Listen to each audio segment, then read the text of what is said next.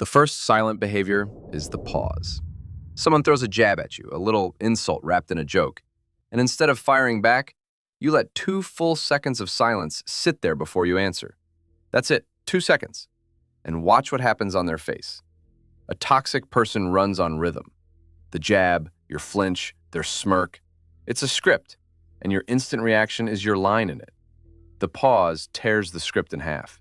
Now they're standing in a silence they didn't plan, wondering what you're doing. And for the first time in the conversation, they are reacting to you. Here's the rule underneath everything you're about to hear. Toxic people don't fear strength. They fear whatever they cannot predict and cannot feed on. Every behavior on this list works because it starves one of those 2 things. And the 7th is the one they fear most of all. Because from the outside, it looks like you gave up. It isn't. Stay for that one. Behavior 2. You become boring on purpose. Psychologists who study manipulation call it the gray rock method. A toxic person is not in the conversation for information. They're in it for the reaction. Your anger is fuel. Your hurt is fuel. Even your defensive explanations are fuel. Researchers call this supply, and a manipulator without supply is a fire without oxygen. So when they poke, you go flat. Short answers, mild tone, maybe, okay. Not cold, not hostile, just profoundly uninteresting. To everyone else in the room, you sound normal. To them, you have just turned into furniture. And here's the part people miss. It's not passive. It's a starvation tactic, and they feel it working within minutes.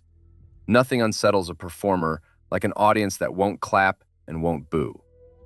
Behavior 3. You make them say it twice. The favorite weapon of a toxic person is the deniable attack. The insult dressed as a joke, the dig disguised as concern. It works because it's ambiguous, and ambiguity gives them an exit.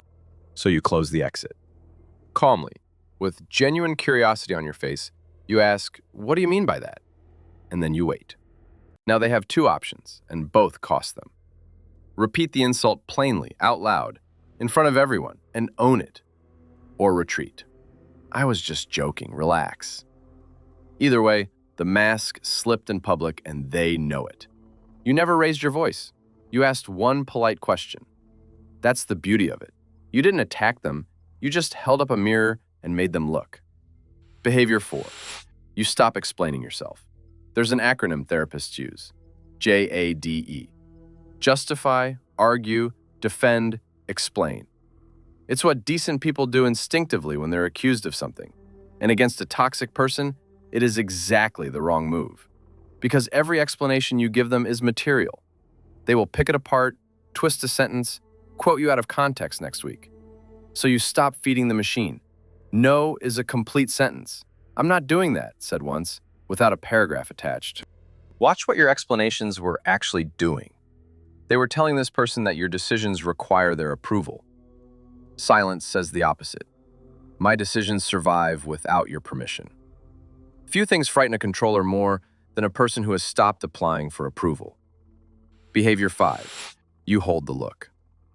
When a toxic person delivers a line meant to sting, they always check your eyes. It's the tell of the whole breed. They need to see it land. So you give them nothing to see. You hold eye contact, relaxed, almost bored.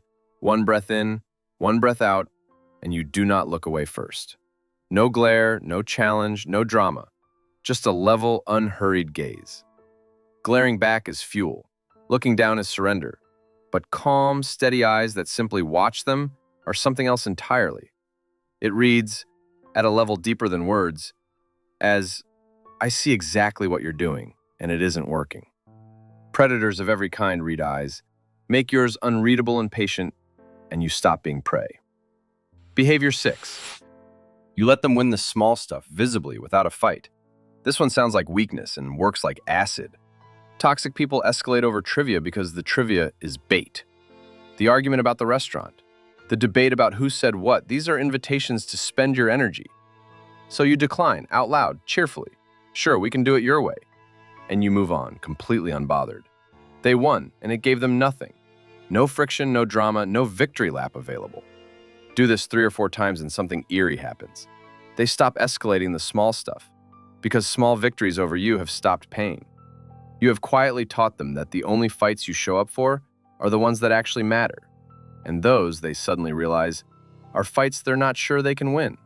And behavior 7, the one I promised, the one that looks like surrender. You leave without a scene. No announcement, no ultimatum, no final speech at the door.